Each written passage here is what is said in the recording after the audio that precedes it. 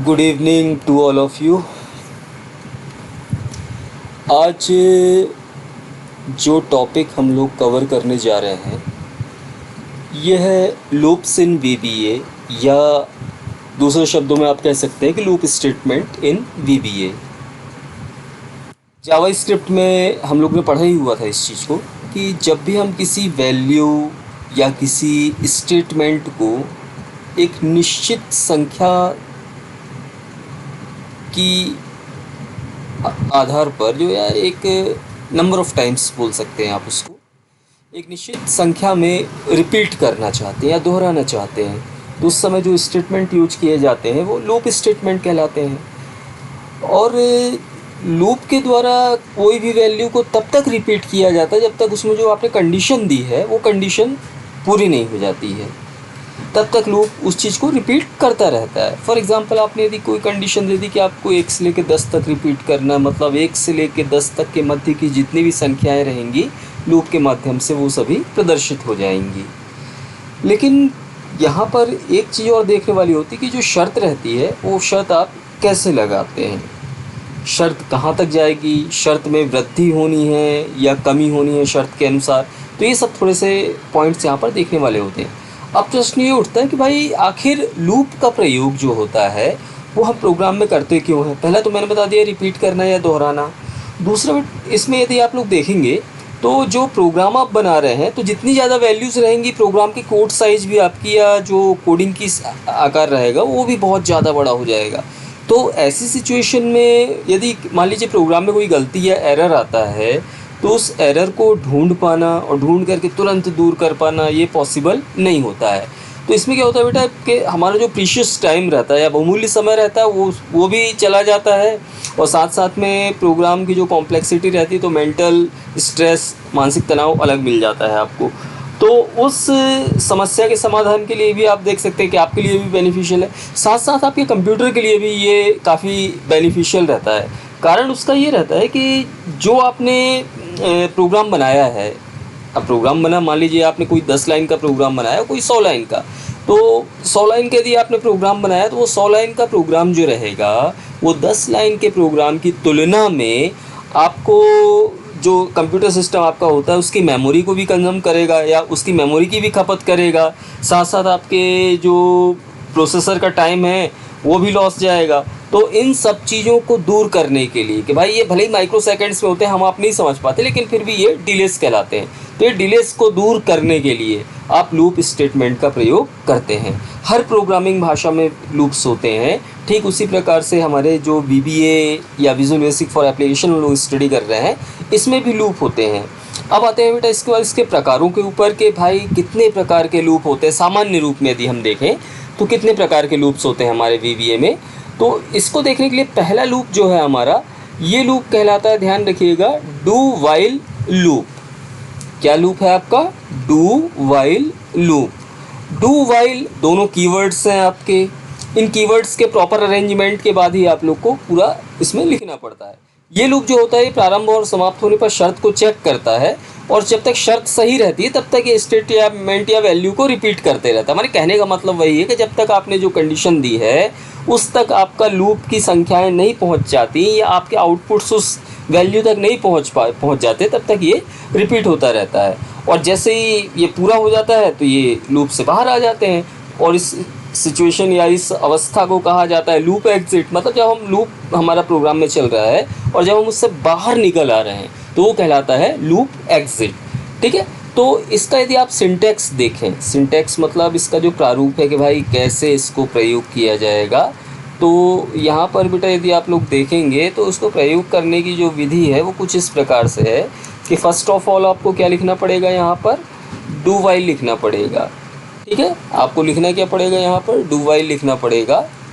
और do while लिखने के बाद आपको कंडीशन देना होगी। ऑलराइट, क्या देना पड़ेगी अपन को, यहाँ पर कंडीशन देना पड़ेगी। पहले आप क्या लिखेंगे, डू वाइल, इसके बाद आपकी कंडीशन आएगी, इसके बाद जो स्टेटमेंट या वैल्यू आप रिपीट करना चाहते हैं, जो स्टेटमेंट या वैल्यू आप रिपीट करना चाहते हैं उसको लिखेंगे। इसके बाद लूप को आपको बंद करना होगा। मतलब कहने का ये है कि इसी प्रारूप के अनुसार आपको इसके सोर्स कोड को तैयार करना पड़ेगा। यदि इससे आप थोड़ा सा हट करके काम करेंगे तो आपके प्रोग्राम में एरर आने के चांसेस रहेंगे। तो सबसे पहले आप क्या लिखेंगे, डू वाइल, फिर कंडीशन, फिर स्टेटमेंट जिसको रिपीट करना चाहते हैं, इसके बाद आप लूप लिखेंगे यहाँ पर। अब यदि यहाँ पर आप देखें तो ये नहीं कि आप ऐसे ही सीधा लिख देंगे जा करके, पहले आपको प्रोग्राम में जो डिम वगैरह का सीक्वेंस हम लोग यूज करते हैं, वेरिएबल डिक्लेरेशन वगैरह या उनकी इनिशियल वैल्यू को देना, तो ये सब लिखना आपको अनिवार्य रहेगा। तो चलिए एक प्रोग्राम इसका छोटा सा बना के देख लेते हैं। ध्यान रखना किसका प्रोग्राम बना रहे हैं आप लोग, डू वाइल लूप का। तो डू वाइल लूप का एक सिंपल प्रोग्राम जो किसी वैल्यू को रिपीट करने में सक्षम रहे, ऐसा प्रोग्राम हम लोग बनाते हैं। एक्सेल मैंने ओपन किया ही हुआ है, विजुअल बेसिक पर मैंने क्लिक किया और विजुअल बेसिक पर क्लिक करने के बाद एक प्रोग्राम मैंने ये तैयार करके पहले से ही रखा हुआ है, यहाँ पर आप देख रहे होंगे। तो ये प्रोग्राम यदि आप देखें यहाँ पर, तो सबसे पहले सेम आपने अपना सब रूटीन तैयार किया जिसका नाम दे दिया आपने ITI। इसके बाद डिम ए एज इंटीजर, ए नाम का एक वेरिएबल लिया जिसका डेटा टाइप आपका इंटीजर है। इसके बाद आपने ए की वैल्यू को इनिशियलाइज कर दिया। ध्यान रखिएगा ए का प्रारंभिक मान आपने क्या कर दिया, यहाँ पर 0 कर दिया। 0 से ये शुरू हो रहा है आपका a. Do while a is less than और इक्वल टू 7, आपने यहाँ पर डू वाइल कीवर्ड का प्रयोग किया। ये नीले कलर के अक्षरों में आ जाएंगे अपने आप, क्योंकि ये कीवर्ड्स हैं हमारे और ए हमारा वेरिएबल है। तो हम प्रोग्राम को क्या कह रहे हैं कि आप तब तक पुनरावृत्ति करिए, किसकी, ए पुनरावृत्ति करेंगे जब तक ए का मान 7 से कम अथवा 7 के बराबर नहीं हो जाता है।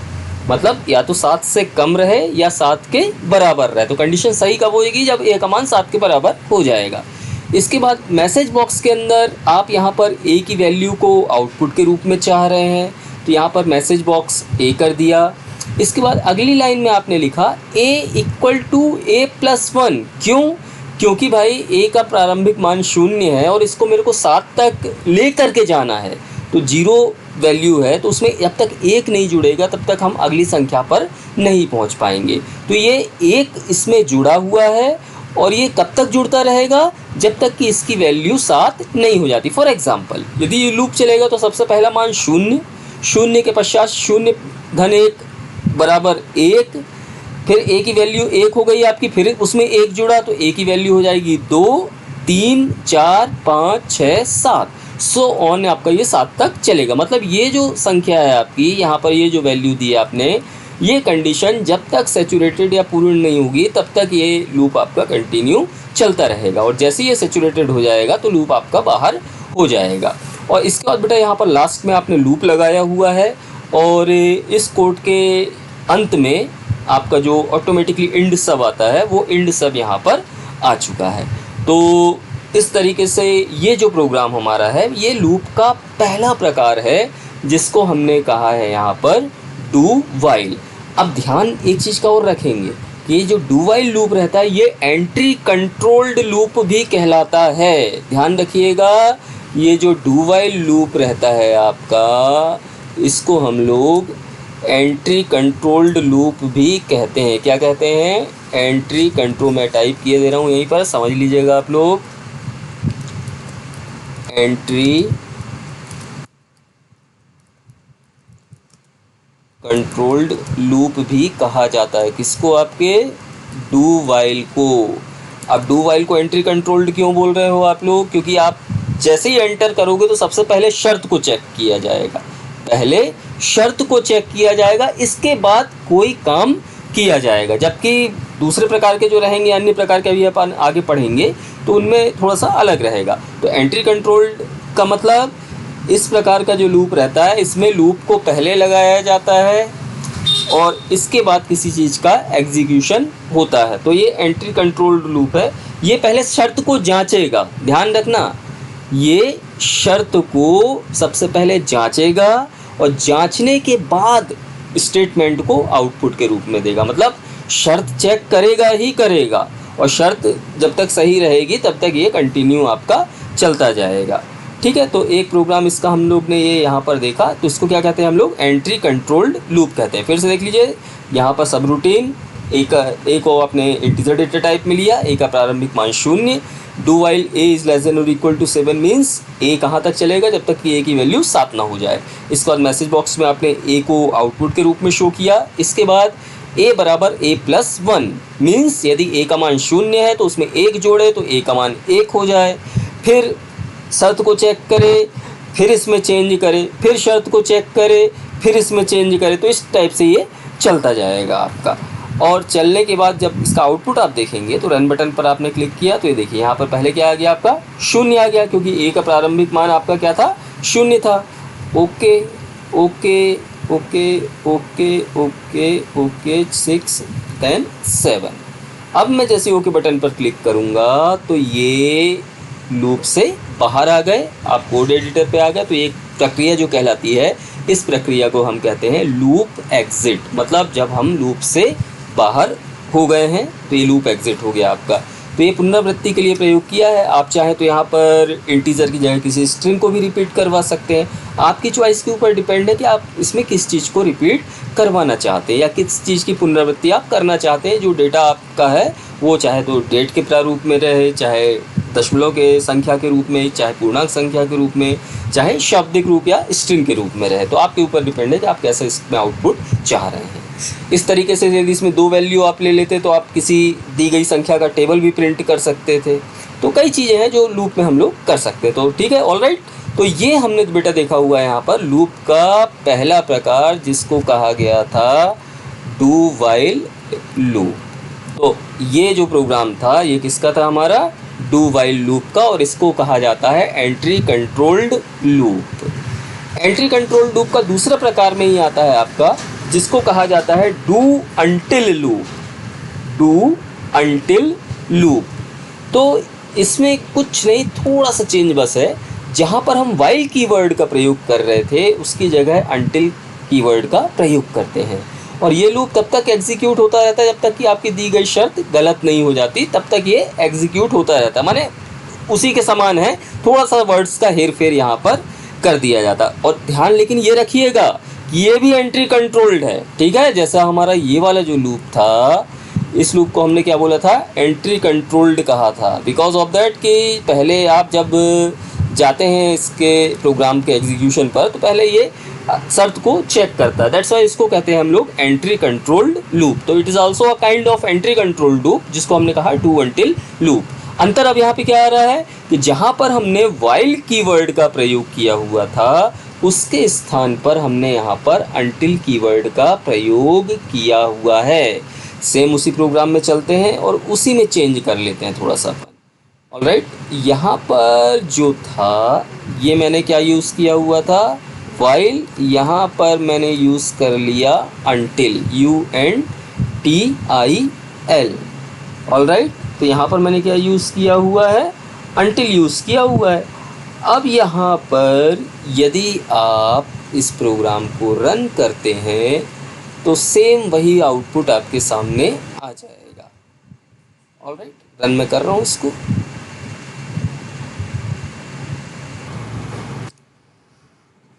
तो यहाँ पर ये जो प्रोग्राम है हमारा, ये आपका डू अंटिल लूप का प्रोग्राम कहला रहा है।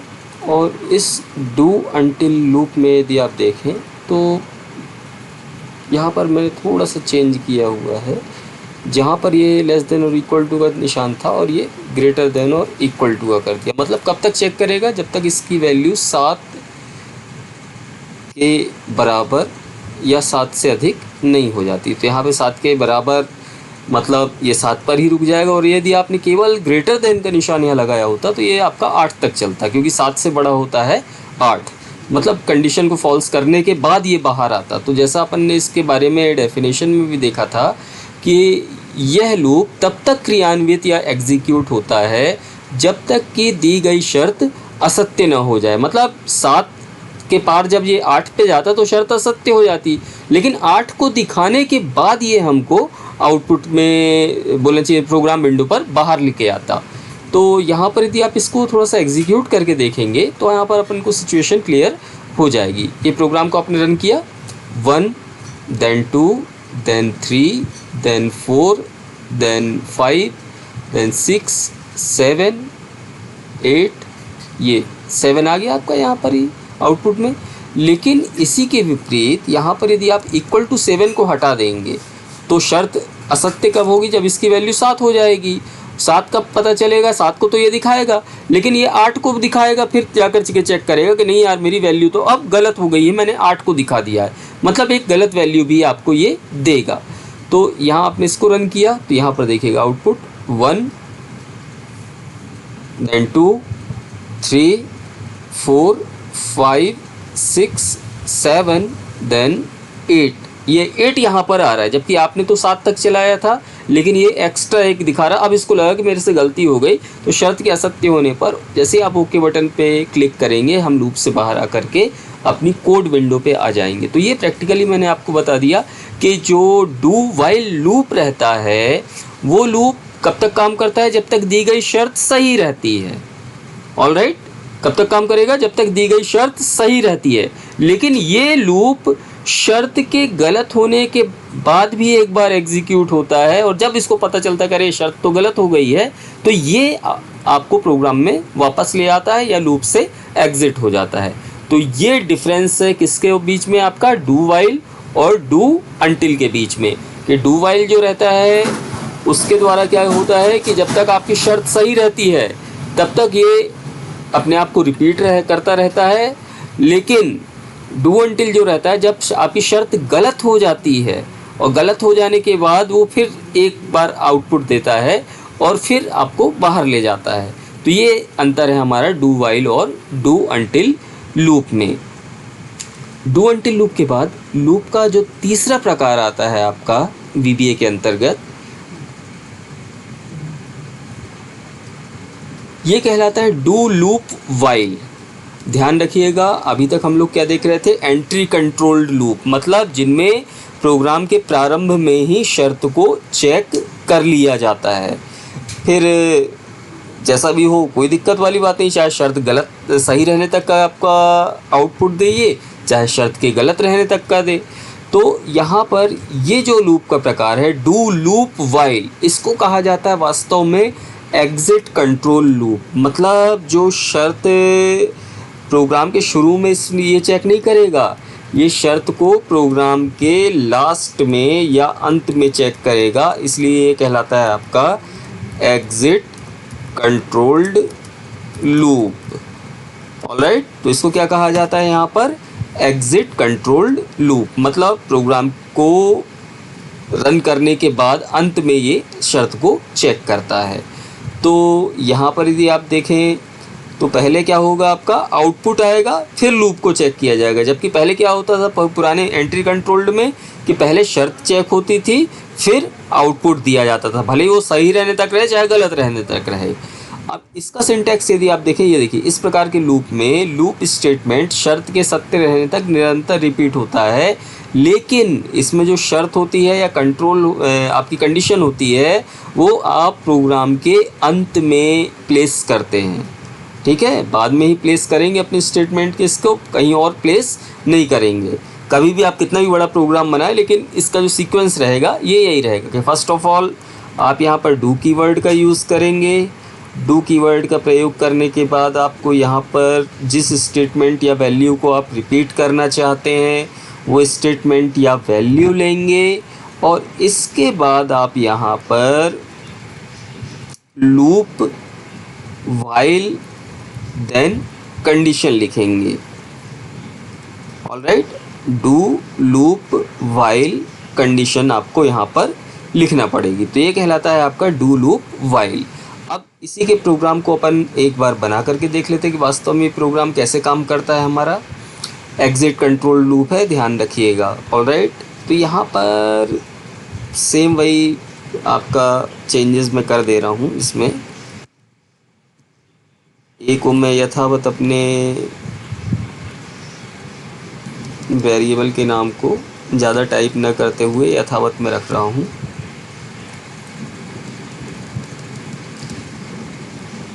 ऑलराइट, तो यहाँ पर मेरे पास एक ए नाम का वेरिएबल हो गया। इसके बाद सिंटैक्स के आधार पर पहले क्या लिखना पड़ेगा आपको, यहाँ पर देख लीजिएगा जो है, पहले आपको क्या लिखना है, डू लिखना है यहाँ पर। तो तो यहाँ पर आप गए और आपने लिखा डू। डू के बाद आपको लिखना पड़ेगा वह स्टेटमेंट जो आप रिपीट करना चाहते हैं। तो मेरा रिपीट क्या करना है, मेरे को ए को रिपीट करना है। तो यहाँ पर MSG बॉक्स ए ले लिया मैंने। ए लेने के बाद चूँकि इसमें शर्त को मैंने प्रारंभ में नहीं लगाया है, तो यहाँ पर मेरे को शर्त को बाद में लगाना पड़ेगा। तो यहाँ पर डू के बाद क्या लगेगा, आपका लूप लगेगा। लूप के बाद आप लिखेंगे वाइल, और वाइल के बाद आप यहाँ पर लगाएंगे कंडीशन। लेकिन ध्यान रखिएगा, सॉरी, पहले यहाँ पर थोड़ा सा गड़बड़ हो गया है प्रोग्राम में। एक बार आपको यहाँ पर a = a+1 या जितने भी स्टेप्स आप देना चाहते हैं उसको डिफाइन करना पड़ेगा। इसके बाद आपने यहाँ पर लूप और वाइल लगाया। अभी चूँकि अधूरा सिंटैक्स है, स्टेटमेंट यहाँ पर मेरा अधूरा है, तो ये यहाँ पर आपको एरर शो कर रहा है। ये जो एरर है आपका यहाँ पर दिखाई पड़ रहा है कि मैंने यहाँ पर टाइपिंग की कुछ ना कुछ मिस्टेक की हुई है, जिसको अपन सिंटैक्स एरर बोलते हैं। ठीक है, तो ये सिंटैक्स एरर मैंने यहाँ पर किया हुआ है, इसका सिंटैक्स मैंने प्रॉपर नहीं लिखा हुआ है। तो लूप वाइल आपने लिखा हुआ है यहाँ पर, और लूप वाइल लिखने के बाद यहाँ पर मान लीजिए हम a को 10 तक चलाना चाहते, तो a इज़ लेस देन और इक्वल टू 10। अब थोड़ा सा एक चीज़ और ध्यान रखिएगा कि वहाँ पर ग्रेटर देन का यूज किया है हमने अनटिल वाले में, और इसमें किसका यूज किया हुआ है, लेस देन का यूज कर रहे हैं। ध्यान इस चीज़ को अच्छे से रखिएगा, नहीं तो बहुत प्रॉब्लम इसमें जाएगी आपको। ऑलराइट, तो यहाँ पर ये हो गया हमारा। सबसे पहले हमने क्या लिखा हुआ है, ए नाम का एक वेरिएबल है जिसका प्रारंभिक मान 0 है। डू, इसके बाद हम क्या करना चाहते हैं, ए को दिखाना चाहते हैं, तो मैसेज बॉक्स में ए को दिखा दिया। ए बराबर a+1, मतलब ये a बराबर a+1 मतलब a की जो वैल्यू है उसमें 1 जुड़ता जाए। लेकिन कब तक जुड़ता जाए, जब तक a का मान 10 के बराबर या 10 से कम ना रहे। तो इसको अपन रन करके एक बार देखते हैं। यहाँ ये रन बटन पर आपने क्लिक किया तो देखिए प्रारंभिक मान आपका 0 था। ओके, ये देखिए इसने 0 को भी लिया, जबकि वो वाला आपका 0 को नहीं ले रहा था। ये जैसे ही 10 हुआ तुरंत ये बाहर आ गया, इसने 10 से कोई 11वां आपको नहीं दिया। लेकिन इसके विपरीत यदि आप चौथे नंबर के लूप, जिसको अपन बोल रहे हैं डू लूप अनटिल, उस पर जाएंगे, तो ये भी आपका एक प्रकार का कैसा लूप कहला रहा है, यहाँ पर एग्जिट कंट्रोल्ड लूप कहला रहा है। ठीक है, कौन सा लूप कहला रहा है आपका, एग्जिट कंट्रोल्ड लूप, मतलब लास्ट में ये कंडीशन को चेक करके बाहर निकलेगा। अब इसी में चेंज यदि आपको करना है प्रोग्राम में, तो यहाँ पे कुछ नहीं करना है आपको। यहाँ पर आपका डू लगा ही हुआ है, यहाँ पर ए की वैल्यू वगैरह दी हुई है। यहाँ पर जो वाइल लिखा हुआ है आपने, ऑलराइट, क्या लिखा हुआ है, वाइल, इसकी जगह आप कर दीजिए अनटिल। और यहाँ जो आपके ऑपरेटर्स हैं, इसको लेस देन की जगह ग्रेटर देन कर दीजिए। और करने के बाद कुछ नहीं, प्रोग्राम को आप रन कर लीजिए। तो यहाँ पर हमने क्या लगाया हुआ है, डू लूप अनटिल। ओके, पहले हमने क्या लगाया था, डू लूप वाइल, अब हम लगा रहे हैं डू लूप अनटिल। ये भी एग्जिट कंट्रोल है, क्योंकि देखिए यहाँ से प्रोग्राम आपका ख़त्म हो रहा है। ये लूप या शर्त कहाँ लगी है, प्रोग्राम के अंत में लगी है, जबकि पहले प्रोग्राम में कहाँ पे लगी थी, डू वाइल, ये इस लोकेशन पर लगी हुई थी। तो ये एंट्री कंट्रोल्ड के लिए होता है, और ये वाला आपका एग्जिट कंट्रोल्ड के लिए होता है स्पेस। रन किया इस प्रोग्राम को हमने, ये देखिए पहले 0 आया। ओके, अब देखिएगा इसमें शर्त का गलत होना। मैंने कहा था कि इसको दिखाने के लिए बोला है 10 तक, लेकिन देखिएगा ये करता क्या है, 9, 10, इसने कहाँ तक दिखाया, आप मैंने 10 तक के लिए किया हुआ है, लेकिन इसने एक कम दिखा दिया आपको। उसमें आपको एक ज़्यादा दिखा रहा था, इसमें इसने एग्जिट कंट्रोल्ड में एक कम दिखाया, क्योंकि इसने पहले 0 को चेक किया और 0 का आउटपुट इसने सीधे सीधे दे दिया, जबकि देना इसको कहाँ से चाहिए था, 1 से देना चाहिए था। ए को दिखा दिया मैंने यहाँ पर, ठीक है, तो इसने 0 को यहाँ पर सीधे सीधे दिखा दिया आपको, और 9 तक चलाइए, जबकि इसको चलना चाहिए था आपका 10 तक। ऑलराइट, तो ये जो है ये अभी आपका एक प्रकार का एग्जिट कंट्रोल्ड लूप कहलाता है। ठीक है, क्योंकि प्रोग्राम के लास्ट में आपने यहाँ पर कंडीशन डिफाइन की हुई है, इसलिए ये आपका एग्जिट कंट्रोल्ड लूप है। तो इस प्रकार से बच्चों हम लोग ने यहाँ पर ये लूप के 4 प्रकार देख लिए। ठीक है, 2 इनमें से कैसे थे आपके एंट्री कंट्रोल्ड थे और 2 थे आपके ये एग्जिट कंट्रोल्ड। ये ऊपर वाले जो थे डू वाइल डू अनटिल ये थे एंट्री कंट्रोल्ड, और तीसरा और चौथा नंबर जो था आपका डू लूप वाइल और डू लूप अनटिल ये था आपका एग्जिट कंट्रोल्ड लूप। इसके बाद आप लोग की किताबों में दिया है वाइल इंड वाइल, जबकि वाइल इंड वाइल को यदि अपन लगाते हैं तो ये जो VBA है ये इसको उतना अच्छे सपोर्ट नहीं करता, बल्कि इसके स्थान पर आप वाइल और वेंड का प्रयोग कर सकते हैं। ध्यान रखिएगा किसका प्रयोग कर सकते हैं आप, वाइल और वेंड, मतलब वाइल भी लगाना है और वेंड भी लगाना है। Wend is the short form of end while, मान लीजिए आप सीधे सीधे, तो ये वेंड हो गया आपका फॉर एग्ज़ाम्पल। ठीक है, तो ये जो लूप रहता है ये भी आपका दी गई शर्त या कंडीशन के आधार पर रन होता है। सबसे पहले कंडीशन को परिभाषित करता है और शर्त के सही रहने पर तक स्टेटमेंट प्रदर्शित होते हैं और सत्य असत्य होने पर लूप से बाहर आ जाता है। तो इसमें क्या रहता है आपका, सीधे सीधे पहले आप वाइल लगाएंगे, फिर कंडीशन देंगे, फिर आप अपना स्टेटमेंट देंगे और फिर वेंड लगाएंगे। मतलब वाइल से शुरू होता है और वेंड पर जा कर के ये बंद होता है। इसमें कहीं पर लूप वगैरह का इस्तेमाल आपने नहीं किया हुआ है। आप लोग की बुक में शायद वाइल और इंड वाइल दिया हुआ है, उसको काफ़ी मैंने ट्राई किया लेकिन उतना सक्सेसफुली वो रन नहीं हुआ, तो इसलिए मैं वेंड बता रहा हूँ आपको। इसमें बुक में दिया हुआ है आपके वाइल और इंड वाइल, ठीक है, ध्यान रखिएगा, लेकिन मैंने यहाँ पर वेंड का प्रयोग किया हुआ है। तो वेंड के लिए मैं क्या कर रहा हूँ,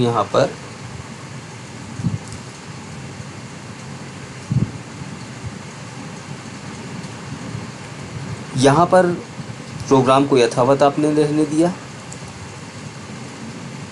और इसको भी मैंने बंद कर दिया। ए का प्रारंभिक मान आपका 0 ही मान लीजिए, वही प्रोग्राम है आपका कि एक ए नाम का वेरिएबल है जिसका प्रारंभिक मान 0 है। तो वाइल और वेंड में क्या था, सबसे पहले यहाँ पर वाइल लिखा आपने, इसके बाद आपने कंडीशन लगा दी।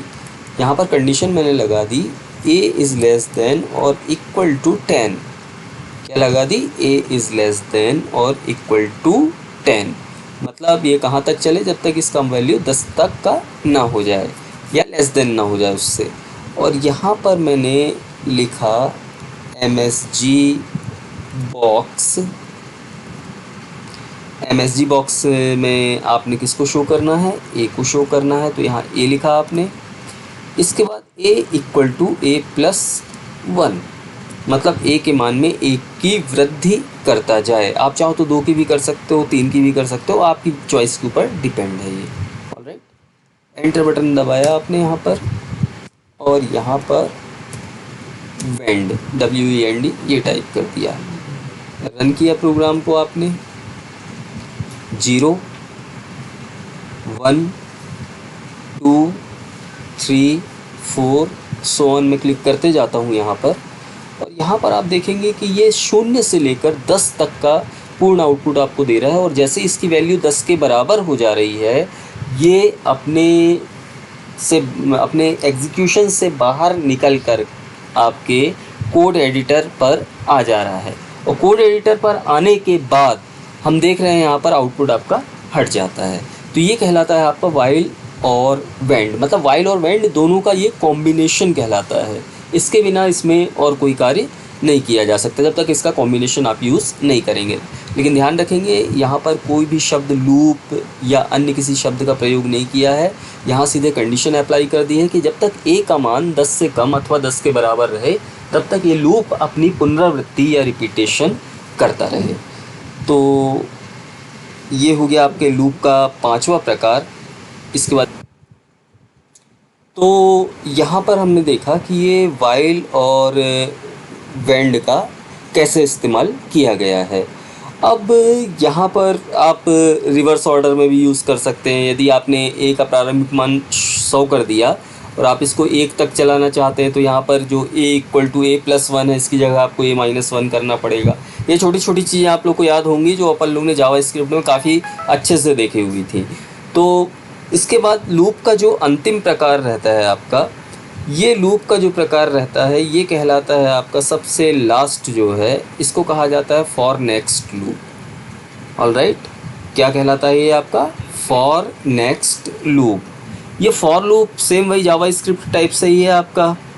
सबसे पहले किसी भी लूप में वेरिएबल का प्रारंभिक मान, इसके बाद कहाँ तक वो वेरिएबल चलेगा, और चलने के बाद उसमें क्रमशः वृद्धि होगी या कमी होगी, ये माने जो अंतराल रहेगा वो अंतराल क्या रहेगा या कैसे होगा, तो ये सब चीज़ें जो रहती हैं इसको हम लोग यहाँ पर फॉर नेक्स्ट लूप के माध्यम से कर सकते हैं। अब यहाँ पर यदि इसका बेटा सिंटैक्स आप लोग देखेंगे तो यहाँ पर आपको क्या, फॉर इनिशियल वैल्यू मतलब प्रारंभिक मान, इसका टू कीवर्ड, टू बीच में लिखेंगे आप, और यहाँ पर एंडिंग वैल्यू कहाँ तक चलेगा, इसके बाद स्टेटमेंट, इसके बाद आपका नेक्स्ट यहाँ पर आता है।